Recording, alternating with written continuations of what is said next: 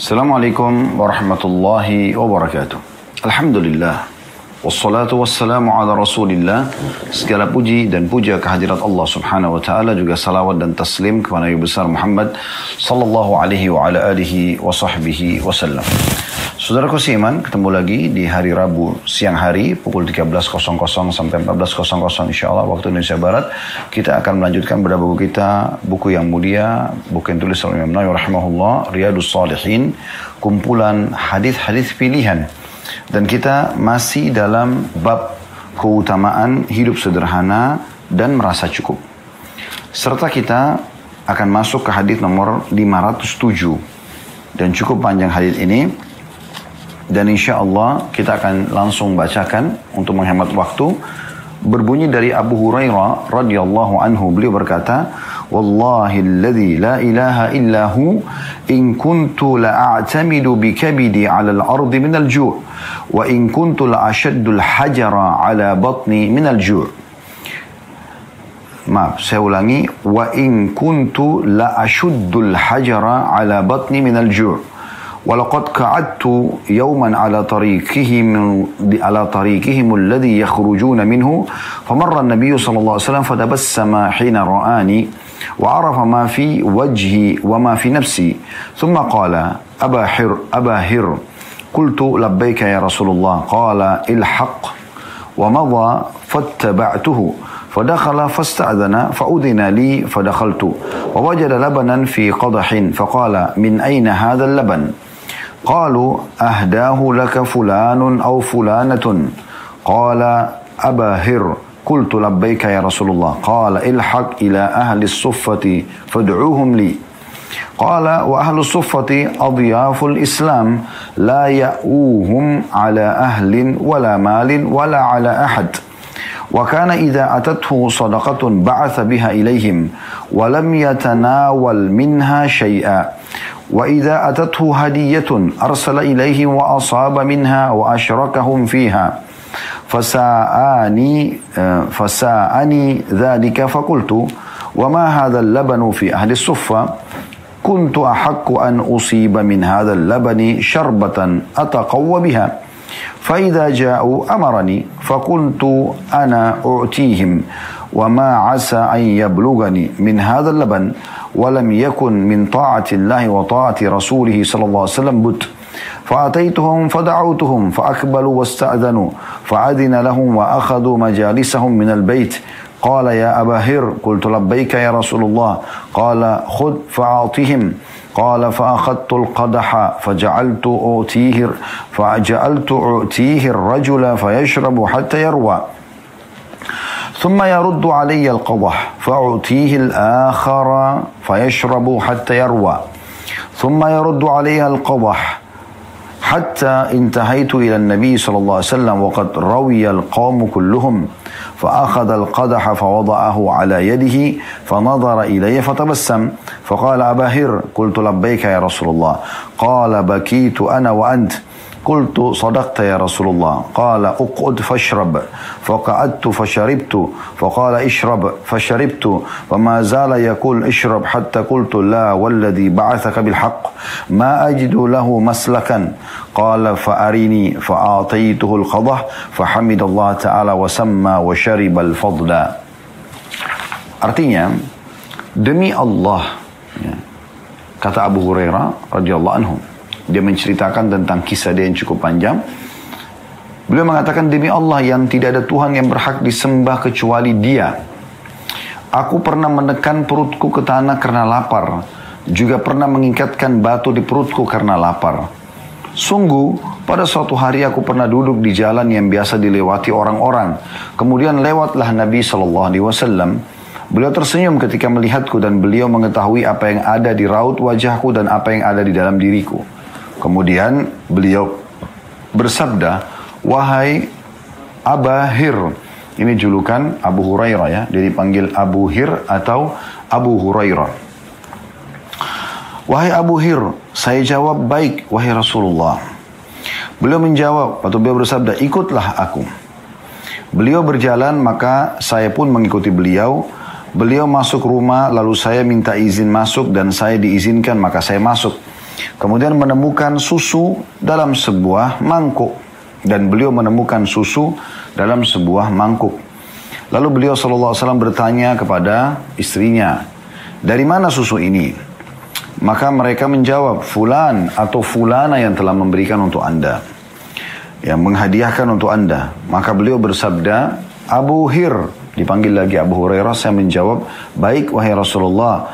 Maka beliau bersabda, pergilah ke ahli suffah, undanglah mereka kemari.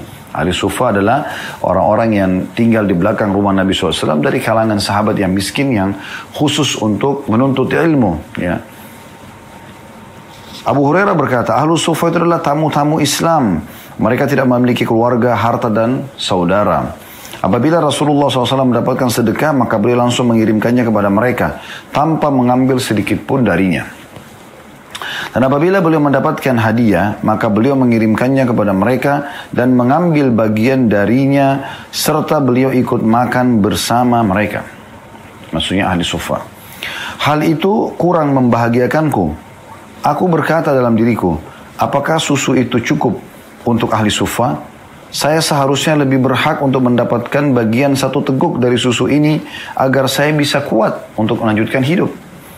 Jika mereka datang dan beliau memerintahkanku untuk memberi mereka, bisa-bisa saya tidak mendapatkan bagian dari susu ini. Padahal Abu Hurairah dalam kondisi sangat lapar ya pada saat itu. Tapi ketaatan kepada Allah dan Rasulnya adalah keharusan. Maka saya mendatangi mereka, ahli suffah, dan mengundang mereka. Mereka pun datang dan meminta izin. Beliau SAW mengizinkan mereka dan mereka pun mengambil tempat duduk di rumah itu. Lalu beliau SAW memanggil, wahai Abu Hir. Ya, dipanggillah Abu Hurairah lagi. Saya jawab, baik wahai Rasulullah. Maka beliau SAW bersabda, ambillah. Lalu berikanlah kepada mereka. Ambil maksudnya bejana susu ini, bagikan kepada ahli suffah yang sudah berkumpul. Abu Hurairah berkata, saya segera mengambil mangkuk tersebut, lalu saya berikan kepada seseorang, dimulai dari seseorang, orang yang pertama di antara mereka, hingga dia minum sampai puas. Kemudian dia mengembalikan mangkuk kepadaku, lalu saya memberikan kepada orang lain.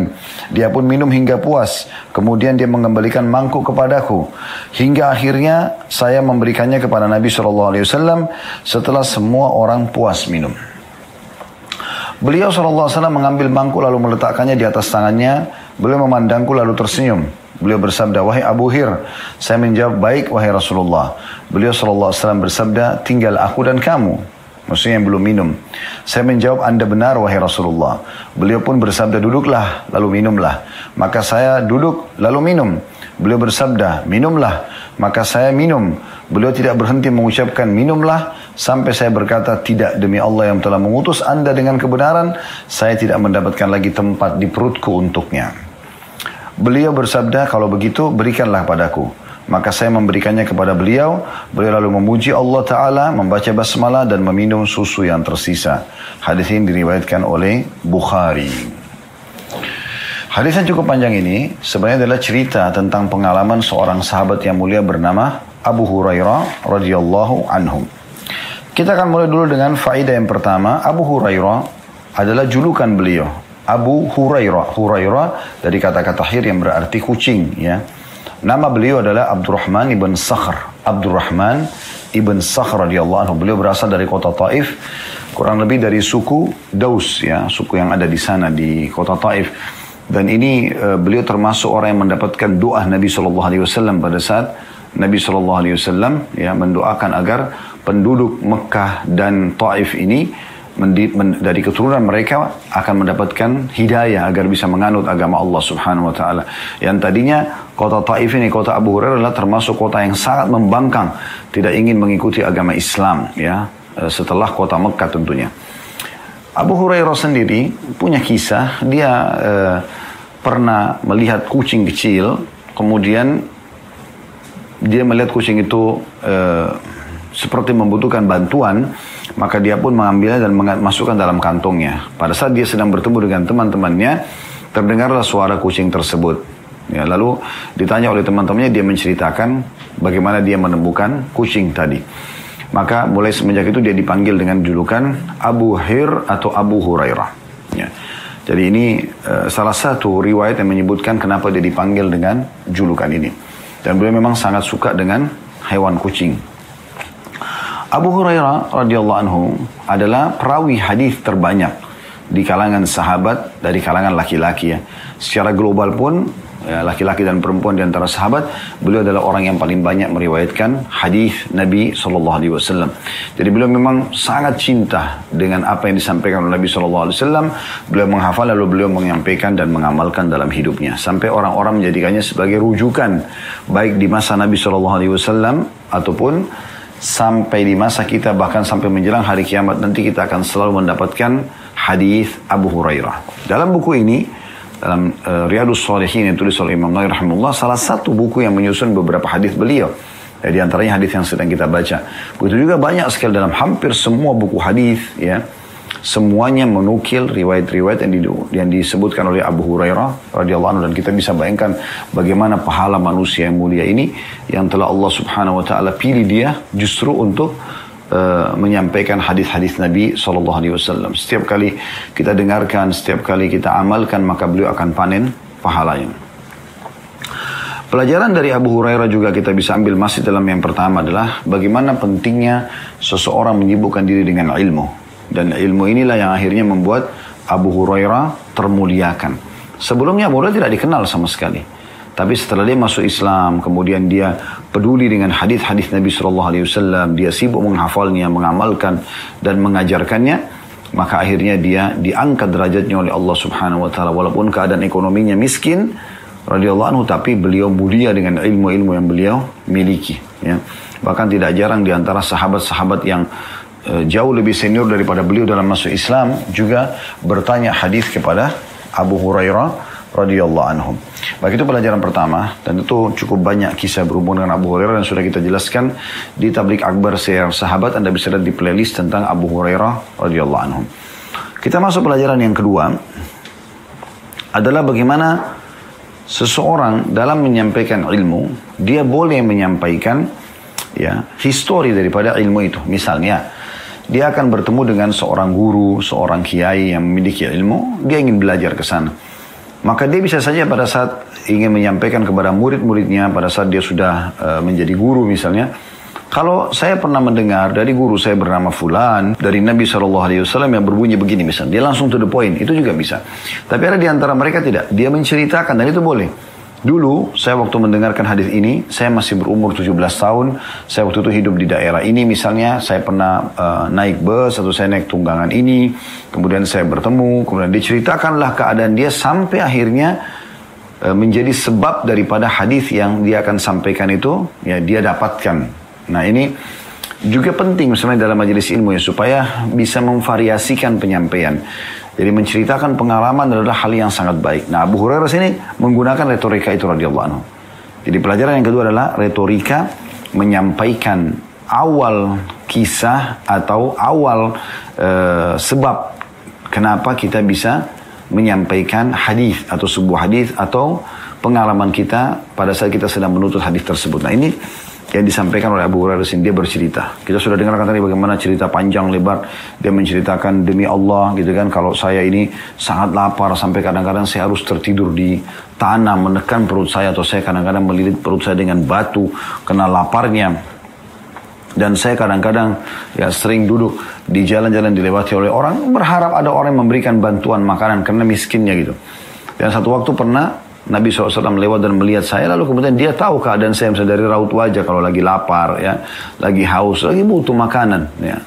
Dan subhanallah, lapar dan haus ini sulit sekali untuk dialihkan ke aktivitas yang lain. Ya.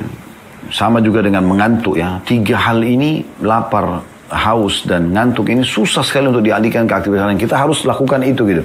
Karena sulit dia untuk disatukan dengan aktivitas lain. Kalau lagi lapar sulit kita untuk berbicara, untuk konsentrasi. Lagi haus juga begitu, lagi capek juga begitu. Ya, lagi mengantuk. Maka di sini dia gambarkan bagaimana saya lapar dan sudah diketahui tentang keadaan itu dari wajah saya oleh Nabi SAW. Maka Nabi pun tersenyum. Nabi pun tersenyum di sini. Dan ya Nabi SAW memanggil Abu Hurairah mengatakan, wahai Abahir ya. Maka Abu Hurairah mengatakan, labbaika ya Rasulullah. Kemudian kata Nabi SAW, ikutlah. Ya, maka aku pun mengikuti Nabi SAW sampai beliau masuk ke dalam rumah. Nah, rumah beliau, maksudnya rumah Nabi SAW. Di sini pelajaran lain yang kita bisa ambil yang ketiga adalah bagaimana sikap ramah Nabi SAW. Ya, dan bagaimana beliau peduli dengan keadaan umatnya. Di sini tentu sahabatnya, ya, tapi masuk dalam kategori adalah umatnya. Nabi SAW sangat peduli dengan umatnya. Maka beliau sudah tahu keadaan Abu Hurairah. Tanpa menanyakan lagi apakah kamu lapar ya Abu Hurairah. Ini jenis ya kedermawanan yang luar biasa dari Nabi SAW. Beliau bisa mengenal orang lapar atau haus dari raut wajahnya, dan beliau langsung ya tidak lagi pakai tanya kamu lapar, kamu haus, pengen makan apa, pengen minum apa, tidak ada. Langsung disuruh ikut ke rumah. Isyarat ikut ke rumah di sini maksudnya adalah apa makanan apapun yang ada di rumah, ayo kita makan bersama gitu, ayo kita minum bersama. Jadi dibentuk karam ya, kedermawanan. Maka Nabi SAW langsung memanggil Abu Hurairah dan mengizinkan dia untuk masuk. Ya.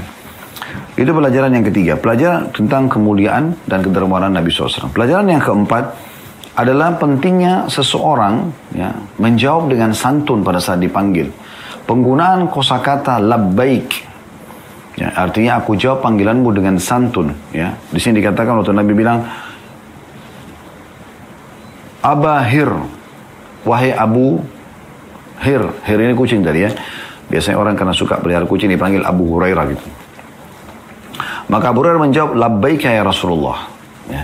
Aku jawab panggilan Anda dengan santun. Anda lihat, kalau Anda sedang umrah dan haji, apa yang Anda katakan kepada Sang Pencipta Allah?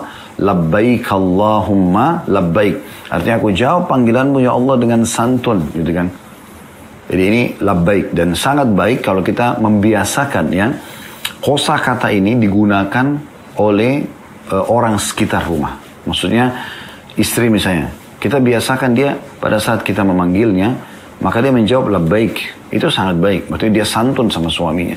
Dan bisa saja istri juga begitu, pada saat dia panggil suaminya, suami mengatakan labbaiki ya. Kalau perempuan kan pakai kasrah ya, labbaiki. Kalau laki-laki labbaika ya. Kalau kita bilang ringkasnya labbaik ya. Anak-anak pada orang tua, kita biasakan kalau kita panggil nama anak kita Ahmad misalnya, Muhammad, dia biasakan menjawab labbaik ya. Itu sangat baik. Atau kita membiasakan sebagai orang tua agar menjadi pola dalam rumah tangga, pada saat anak kita memanggil kita mengatakan labbaik ya. Ini jauh lebih baik dibandingkan kita mengatakan apa Ahmad, apa ayah ya. Kayaknya sedikit ada ya, kasarnya di situ ya. Tapi kalau dia bilang iya ayah, itu lebih baik ya. Bahasa Arabnya sana labbaik. Dan ini ajaran yang disampaikan oleh Nabi SAW di sini dalam riwayat ini. Ya. Karena Nabi tidak tegur Abu Hurairah pada saat mengatakan itu. Dan kita sudah tahu tadi panggilan pada saat kita umrah haji, kita mengatakan itu kepada Allah. Labbaik Allahumma labbaik. Ya. Ini pelajaran yang keempat. Bagaimana seseorang menjawab dengan kata-kata santun pada saat dipanggil. Ya. Kemudian yang kelima, bagaimana secara khusus memuliakan tamu bagian daripada syariat Islam. Nabi SAW memanggil Abu Hurairah ke rumahnya. Nabi tidak memberikan ya, di sini minuman atau makanan yang bisa didapatkan dibeli dari pasar misalnya. Tapi Nabi SAW mengkhususkan panggil dia ke rumah. Ya. Panggil ke rumah untuk diberikan makanan dan minuman. Dan ini sejalan dengan sabda Nabi SAW, man kana yu'minu billahi wal yawmil akhir fal yukrim daifah atau daifah. Barang siapa yang mengaku beriman kepada Allah dan hari akhir, dia harus menghormati tamunya. Ya. Dan menghormati tamu bagian daripada syariat. Bahkan tamu memiliki hak 3 hari ya, untuk dihormati. Kalau lebih dari 3 hari berarti sudah sedekah dari pemilik rumah. Ya. Ini poin yang atau faedah yang kelima yang bisa kita ambil tentang memuliakan tamu. Faedah yang keenam adalah bagaimana seorang laki-laki kalau dia masuk dalam rumahnya, dia punya hak untuk bertanya kepada istrinya kalau ada makanan, minuman yang kira-kira asing bagi dia, sepertinya bukan dari dia gitu ya, sebagai dia sebaiknya bertanya, ini dari mana makanan, dari mana kue ini ya. Bukan curiga pada istri, bukan, tetapi perlu kita mengetahui, mungkin dari si fulan yang perlu kita balas kebaikan dia gitu kan. Karena kata Nabi SAW dalam sebuah hadis yang lain, siapa yang berbuat baik pada kalian maka balaslah yang setimpal. Kalau kalian tidak punya, ucapkanlah jazakallahu khairan kalau laki-laki. Semoga Allah balas anda dengan kebaikan. Kalau perempuan, jazakillahu khairan. Ya, semoga Allah balas anda dengan kebaikan. Itu terjemahannya ya. Harus ada khairannya. Ini sering kali saya dengarkan ikhwah dan akhwat kita menggunakan jazakallah, jazakallah. Jazakallah artinya Allah balas anda. Dengan apa? Khairan itu doanya. Kebaikan maksudnya. Ya. Dan kita harapkan sini adalah kebaikan dunia dan kebaikan akhirat. Ya. Baik, ini pelajaran sendiri, menghormati tamu itu, ya, menghormati tamu. Kemudian kita bisa lihat bagaimana sifat Nabi SAW dalam tamu ini, beliau sangat suka. Terbukti beliau kalau mendapatkan, kata Abu Hurairah sini, apapun itu sifatnya. Pada saat ditanya, maaf, ini pelajaran yang ke-6 tadi tentang masalah bolehnya seorang suami menanyakan makanan atau minuman ataupun ada hadiah apa di rumah, dari mana asalnya, supaya dia bisa balas kebaikan tersebut. Ini faedah yang ke-6 ya. Di sini diambil daripada Nabi SAW bertanya kepada para istrinya pada saat masuk di rumah, dilihat ada satu mangkuk isinya susu gitu. Dari mana susu ini? Maka dijawablah, Anda telah diberikan oleh si fulan atau si fulana gitu. Lalu Nabi SAW ya, mencontohkan tentang cintanya pada tamu di sini. Masih ini kembali kepada faedah yang kelima tadi ya, tentang penghormatan terhadap tamu. Abu Hurairah diperintahkan Nabi SAW untuk memanggil ahli suffah. Dan ahli suffah ini ada satu lokasi di belakang rumah Nabi, bisa menampung sampai 300 orang. Dari sahabat-sahabat yang miskin, ya, mereka mau menuntut ilmu, maka Nabi SAW yang menghidupi mereka. Dan terbuka sekali pintu ahli suffah ini untuk menerima makanan, minuman, pakaian, sumbangan dari penduduk Madinah pada saat itu, atau dari muslimin secara umum. Maka Nabi SAW suruh Abu Hurairah panggil mereka. Panggil ahli suffah. Dan Abu Hurairah lihat, sebenarnya Nabi SAW ingin membagikan satu mangkuk susu. Dan dia tahu ahli suffah orangnya banyak gitu. Sementara Abu Hurairah ini dalam perasaan dia sangat haus, dia sangat lapar dan dia butuh sekali ya untuk minum gitu kan. Dia mengatakan dalam hatinya, harusnya jangan dipanggil ahli suffah, susu cuma satu mangkuk ya. Maka saya harusnya meminumnya gitu. Saya lebih berhak walaupun hanya seteguk. Atau mungkin saya diberikan dulu kemudian baru saya panggil ahli suffah. Takutnya nanti kalau dibagi pada mereka tidak cukup buat saya gitu. Nah ini manusiawi sekali pemikiran Abu Hurairah yang memang lagi lapar dan lagi haus pada saat itu. Ya. Namun Nabi SAW bentuk karamnya, kedermawannya, dipanggil dulu ahli suffah. Orang-orang yang sudah pasti di sini Abu Hurairah menggambarkan mereka tidak punya keluarga, mereka tidak punya saudara, mereka tidak punya harta. Maka Abu Hurairah pun mengatakan, karena taat kepada Allah dan Rasulnya lebih harus didahulukan, maka aku pun mentaatinya. Dan ini pelajaran yang ke-7 teman-teman sekalian. Harusnya kita mendahulukan Allah dan Rasulnya, walaupun ya harus kita mengorbankan apa yang kita inginkan. Sekarang Abu Hurairah sangat haus, sangat lapar. Dan beliau bisa saja berharap Rasulullah kasih dulu ke dia gitu. Tapi karena Rasulullah SAW yang sudah tahu keadaannya, justru mengatakan pada dia, panggil ahli suffah. Bukan malah dikasih Abu Hurairah. Abu Hurairah mengatakan, kalau gitu saya taat. Walaupun lagi haus sekali. Anda bisa bayangkan ya. Dan ini susu halal untuk diminum. Bagaimana dengan orang yang menjerumuskan diri dengan narkotika, naudzubillah, dengan minuman keras ya. Sementara dia tahu itu haram. Dia tidak dahulukan rasa takut dan hormatnya kepada Allah dan Rasulnya. Abu Hurairah di sini pelajaran luar biasa. Dalam kondisi dia haus, susu itu lapar, dia bisa susu itu halal, dia bisa minta dari Nabi SAW. Tapi karena Nabi suruh panggil ahli suffah dulu, dia dahulukan diri. Dalam kondisi dia haus dan lapar, dia sudah gambarkan bagaimana perutnya diikat dengan batu. Bahkan kadang-kadang dia menekan perutnya di tanah karena laparnya. Ini pelajaran luar biasa dari ya Abu Hurairah. Poin ke-7 yaitu selalu mendahulukan ketaatan kepada Allah dan Rasulnya di atas semua yang kita inginkan di dunia ini. Pelajaran yang ke-8 adalah bagaimana terlihat mukjizat Nabi SAW. Dan Nabi SAW menyuruh Abu Hurairah pada saat ahli suffah sudah datang. Di sini tidak disebutkan jumlah mereka berapa, tapi ahli suffah jumlahnya banyak. Karena saya katakan tadi dalam buku-buku sejarah disebutkan bisa menampung sampai 300 orang. Ya.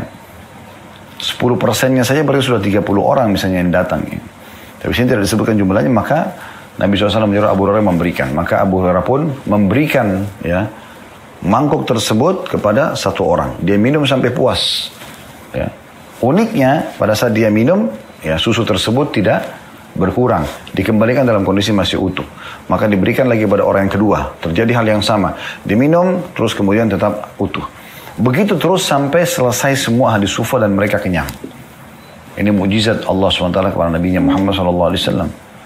Kemudian setelah itu, ya masih ada utuh, lalu Abu Hurairah dengan luar biasanya dia dalam kondisi haus, dia masih tidak minta lagi kepada Nabi SAW, dia kembalikan dulu kepada Nabi SAW.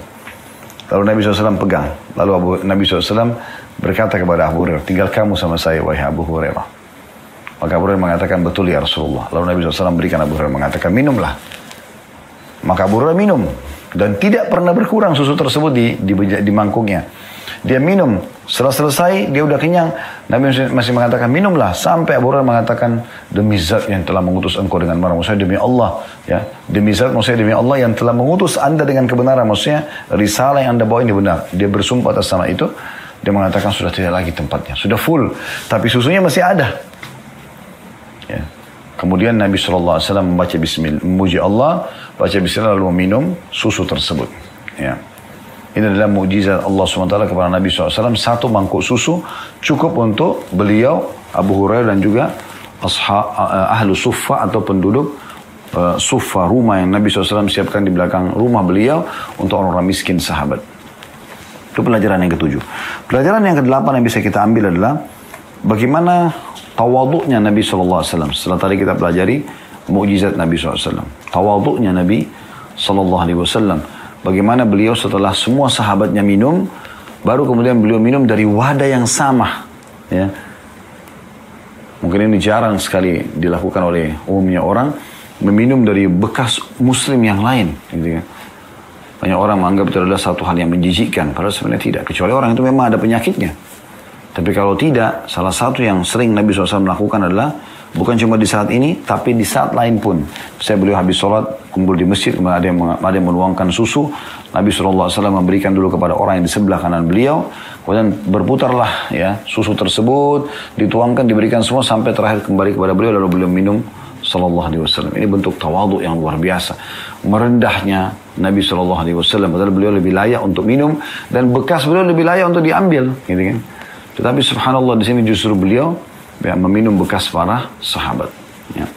Yang terakhir, pelajaran yang ke-9 kita bisa ambil dari hadis ini adalah bagaimana imannya Abu Hurairah.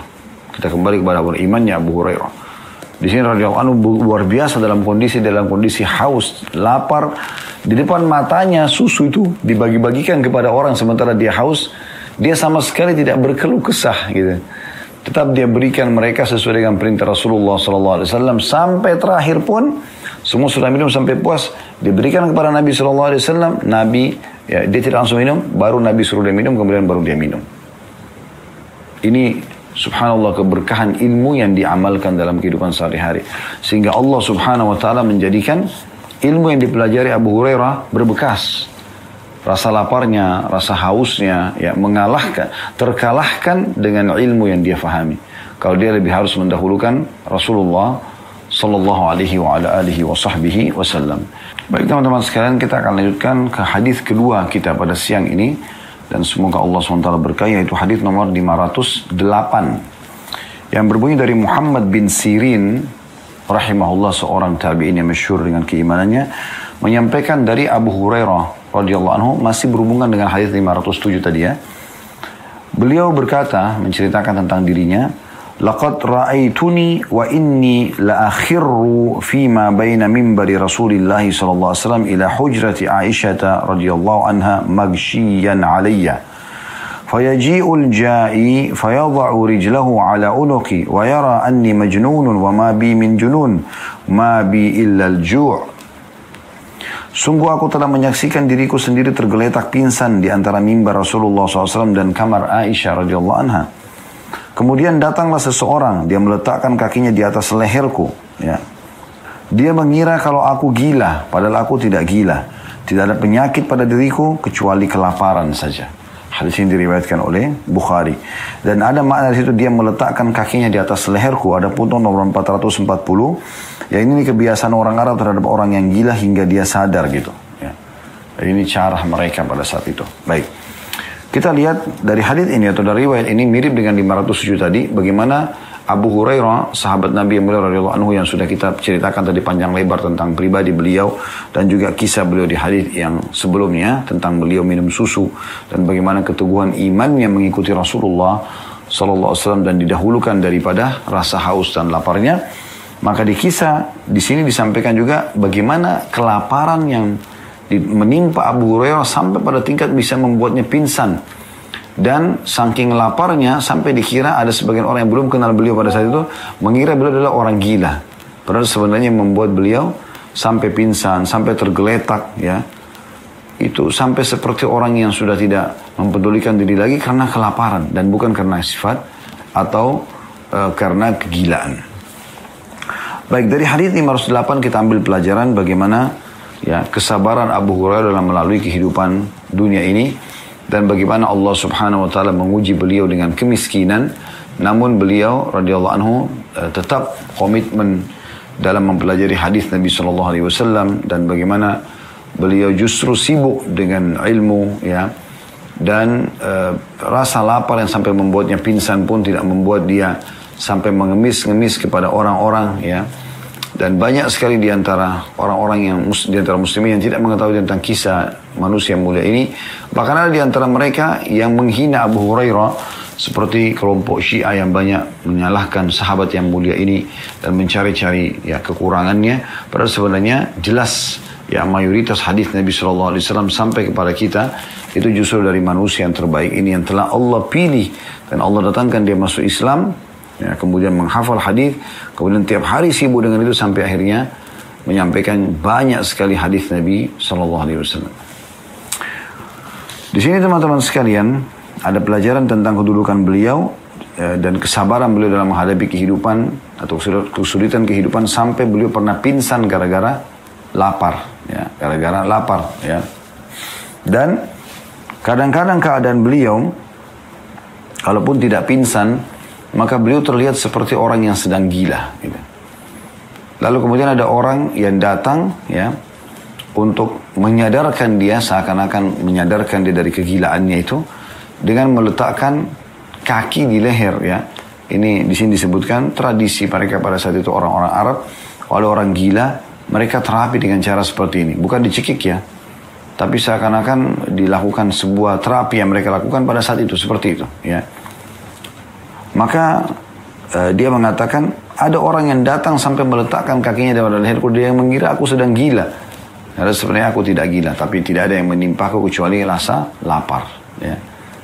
Oleh karena itu Imam Nawawi masukkan hadis ini dalam hidup sederhana. Bagaimana sampai pada tingkat seperti ini Abu Hurairah radhiyallahu anhu kelaparan dan bersabar terhadap kelaparan tersebut.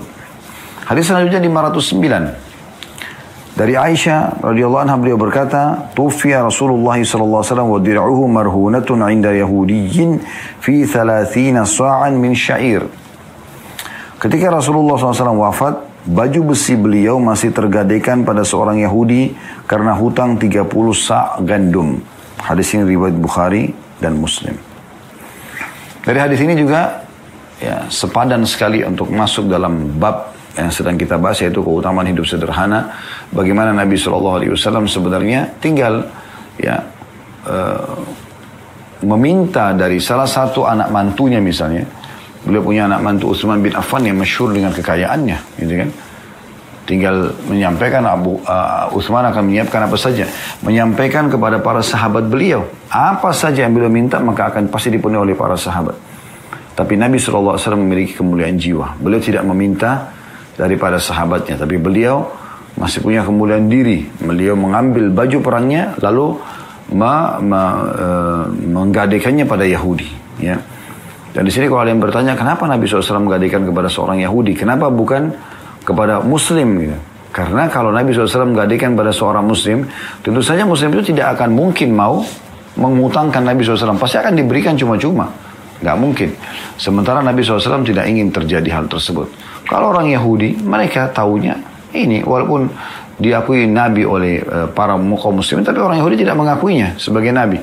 Mereka anggap Nabi Muhammad SAW itu orang biasa gitu.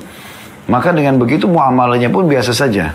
Tapi Nabi SAW ya memberikan jaminan pada mereka dengan memberikan baju perang yang biasa beliau pakai. Dan ini kemuliaan. Ya.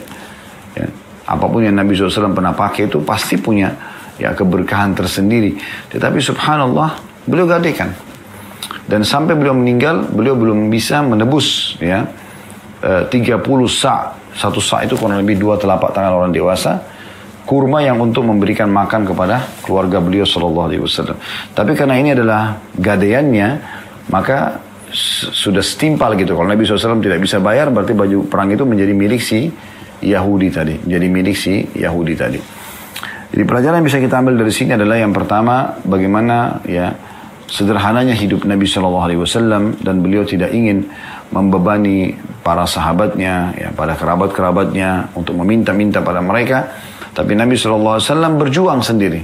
Sampai pada tingkat beliau berjuang untuk memberikan baju perangnya kepada seorang Yahudi.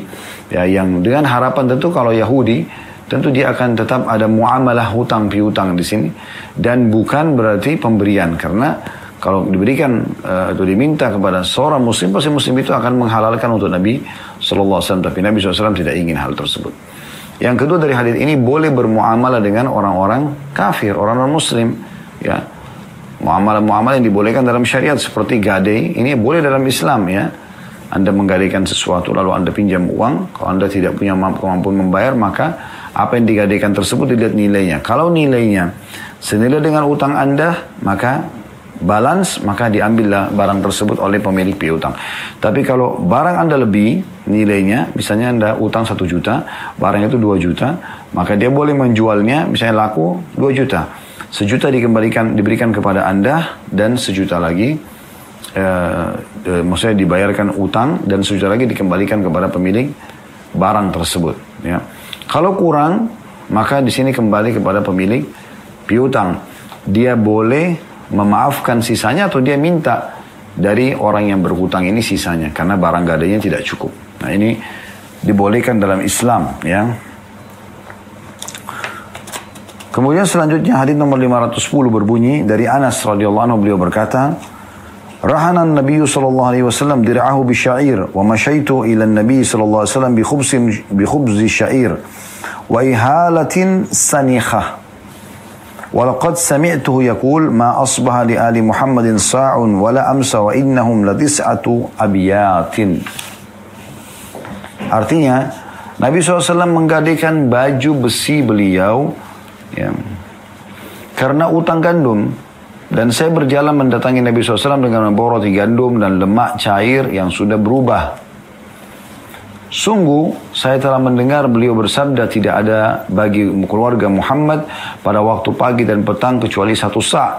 Padahal keluarga Muhammad pada saat itu ada 9 rumah. Hadis ini diriwayatkan oleh Bukhari.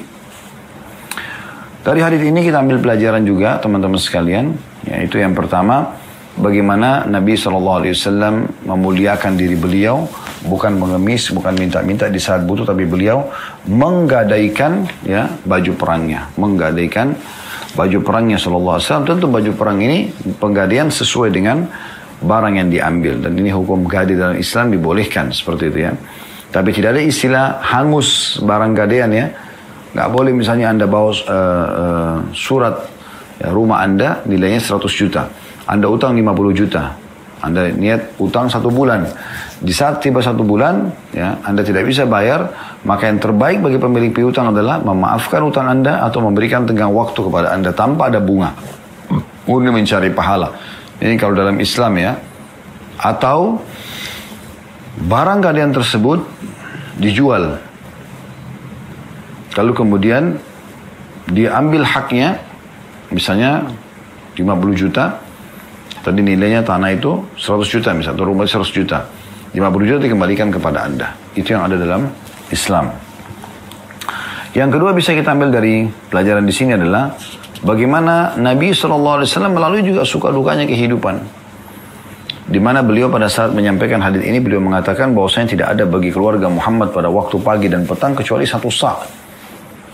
Jadi 1 telapak tangan begini saja. Ya. Dan pada saat itu rumah Nabi SAW 9. Beliau punya 9 orang istri. Harusnya satu sa' itu minimal untuk satu keluarga.